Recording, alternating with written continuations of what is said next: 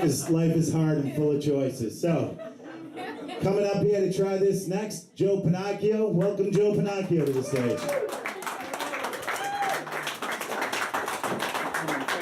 Gotta have my fan on. That won't be your only fan tonight, but Chris is next. That's two. Chris owes us 2 sets. Thank you. 1 second. Get my notes out. How's everybody doing? Awesome!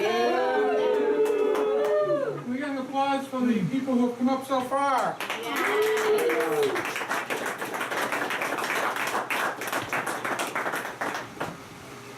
Oh, one other quick thing. Sorry to slow it down. No, this is hilarious. Yeah. Joe doesn't want to miss recording any minute of this. That's 2 sets. That's 3 from Chris we're going to have. All right. Well, thank you. Thanks for the applause. We all like to applaud bands when they come up and play. I'm assuming you like what they did. What I like to do is I like to wait till the band's done. You know, they do that big, swell at the end and crescendo and everybody's clapping. It's like, what are you doing? You're wasting your time. They can't hear you. I wait till they're done and then I clap. Anyway, good to see everybody here. A lot of familiar faces, kind of like the Barn family here. I love you, brother. We got neighbor Dave out here. Hey, neighbor Dave. It wasn't until about 6 months ago I met his wife that I found out neighbor Dave actually has a last name. Chris Raymond is out here. They call him Chris, they call him Raymond sometimes. What do you think defines Chris the most? His car, his bike, or the fact that he has 2 first names? I don't know. One or the other. Dave, where's Dave? Dave Sareva, monster drummer out here. I've said he's the hardest working guy in jam band. He plays with more bands than Bob Dylan, and he gets paid like Bob Cratchit. But and then I was hoping Cleon would be here tonight, but Cleon Warwick could not make it here tonight, nor could Sean Killjoy. And we have Jimbo, Beeb, and Rainbow. It sounds like a comedy troupe right there. But of course, we cannot forget Bill Cordaro. Where is he? Where'd he go? Bill Cordaro. Our host, publisher, author of Wheel Eyes Smile. If you haven't read this book yet, you should read it. I'm being serious right now. It is a really great book. And it's a book about a guy trying to find Wheel Eyes Smile. And Bill's still trying to find Wheel Eyes Paycheck. But, anyway, and by the way, I'm going to say anyway a lot. I say anyway all the time. Anyway. Time to get to know me. For those of you out there that don't know me, Joe Pennacchio, hey, how you doing? I'm going to tell you a few things about me that not everybody knows about me. Some of my closer friends and stuff, yeah, but I'm gonna really open up right now with some stuff that you may not really have known. And it's hard. It's hard to get it out there, but in case you didn't know, I'm a fat guy. I know, I've kept it secret for a long time. Some people were starting to suspect, but it's good to get it off my chest, or my man boobs, whatever you want to call it. And what does this mean? This means I can't really go to the beach anymore. It's, fucking activists, they try and roll me back in the water, and it's like, I'm trying to read a book, I'm trying to do a crossword, the pages get all soggy. It's annoying. I do like it though when they pour those buckets of cold water, seawater on me to keep me hydrated. Feels nice, feels really nice. Well, let's face it, the only way I'm going to get an all-over tan is if you put me on a spit and turn me like a pig. But be sure to put an apple in my mouth, because I wouldn't want to go that long without eating. Another thing about me, just like Meeshelle, I'm divorced. What does that mean? I'm fucking happy. Happy! Very happy. And don't get me wrong, if you are married and you have been making it work and you've strived to make it work, you have nothing but the utmost sympathy from me. But anyway, another thing about me, I have no kids. At the time of when I got married to my ex-wife, we decided we weren't going to have kids.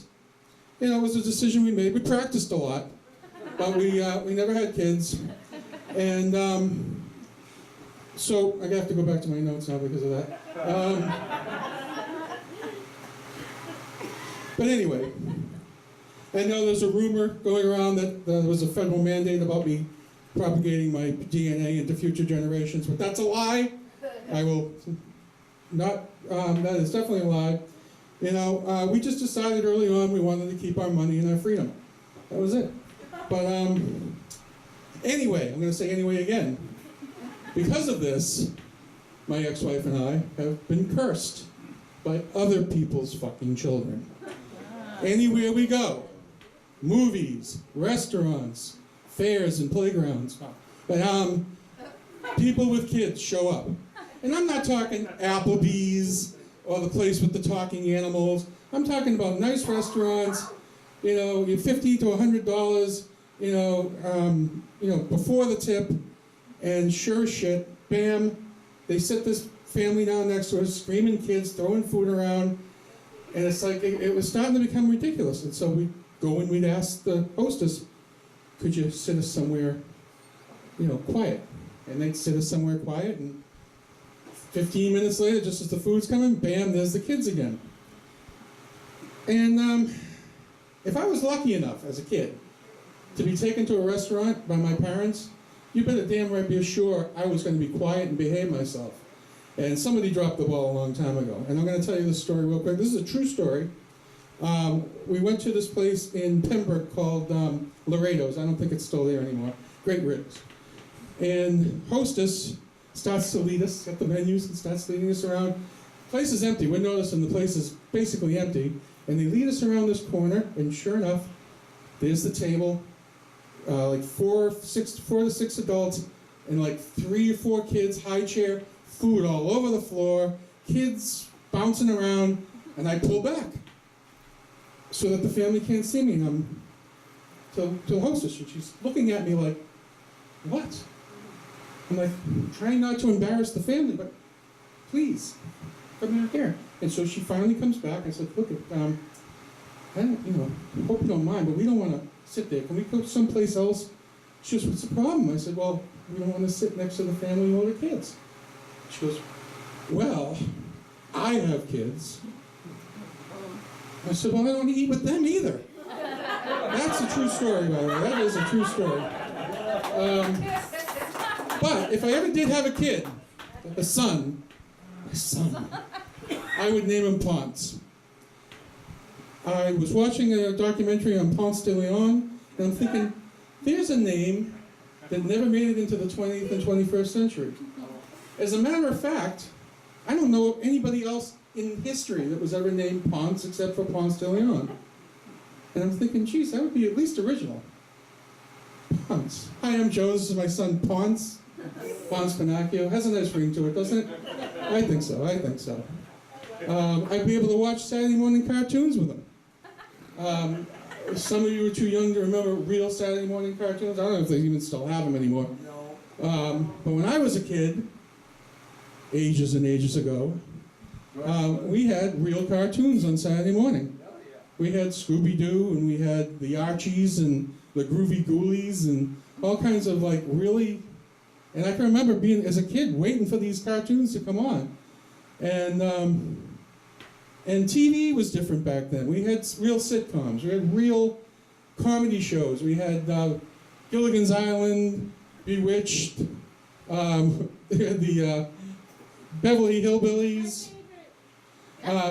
So we had Beverly Hillbillies living with the elite, and we had Green Acres, the elite living with hillbillies. And another one that kind of got me was Hogan's Heroes. I really liked Hogan's Heroes, but it wasn't that long after the Nazis that they had a show about Nazis, and I was thinking to myself, my God, who pitched this show to the network?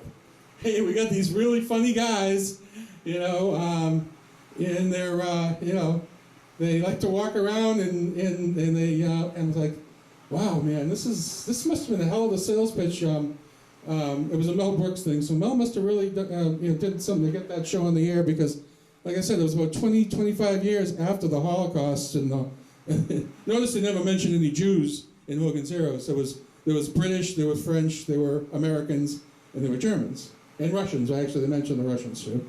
Anyway, I just found that as kind of interesting and odd. But we had the real Batman back then, Adam West. We had the real Superman, which was George Reeves. We had the real Star Trek, William Shatner.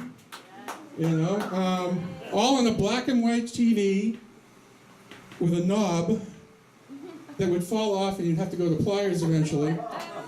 And of course, you had this. The essentials also was for the antenna. You had to keep a wire hanger nearby and some tinfoil just in case you broke the antenna. So there's a little history for you guys. I'm hoping I'm not boring you in this, but I'm getting a little overwhelmed up here, and I've been overwhelmed several times. I've even been underwhelmed a couple of times. But I think about it, have I ever been whelmed? And I actually had to think about it, is whelm even a word? And it is, I had to look it up. Whelm. It is a verb. Engulf, submerge, or bury something or someone. Bury something or someone. Bury someone. Bury. So if you're underwhelmed, does that mean you're buried in a shallow grave? I don't know. Anyway. Speaking of buried, how many of you watch The Walking Dead? I love the show. We can't wait for it to be back on again. How many of you think that we are living that now? Because I work in Boston and I see the cell phone zombies walking down the street, oblivious to all that is around them. And then they're texting and reading as they walk, and some of them are chasing fucking Pokemons and walking into traffic and bouncing off of signposts because they're not paying attention to the world around them. I went to lunch with two guys from work. Immediately when they sat down, the phones came out, they started tapping. I'm like, should we open a new text thread so we can have a conversation or what? I think cell phones are the death of communication, socialization, and spelling as we know it. All right, so I can understand if you're going to use like abbreviations like you too and how are you, but there are some people out there who are spelling full-length words repeatedly wrong, and that's not shortening, that's a moron. And ever lose your cell phone? Ever like leave it somewhere or forget it or lose it? It's like the end of life as we know it. I left mine on the train once. Holy shit, 24 hours of sheer panic. I left it home one day. It was driving about 2 miles down the road. It was only going to go out for a couple of minutes. Realized I didn't have the phone. I turned the fuck around, went home, got it. It's like, I hate the fact that this thing has a hold on me like this. Cigarettes and heroin are nothing compared to the cell phone addiction. Let me tell you. And they say if you have a cell phone for too long, it could give you a brain tumor.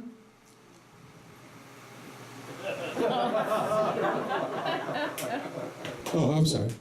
Anyway, I'm going to end with a joke. This is not something I wrote, but I like this joke.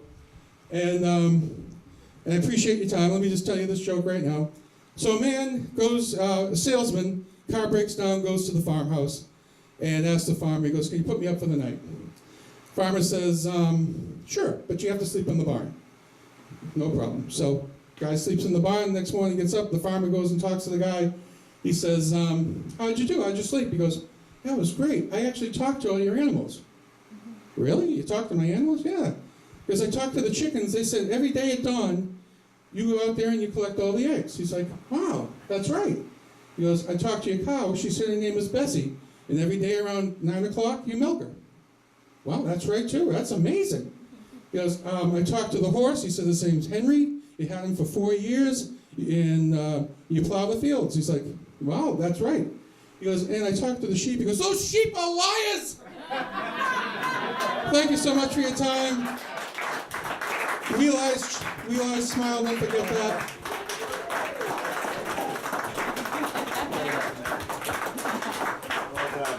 done. Joe Pennacchio, everybody. Right on. Well done, Joe. Life is hard. Now, Chris, Chris, you ready for your sets? You've been called. Oh, shit. Life is hard.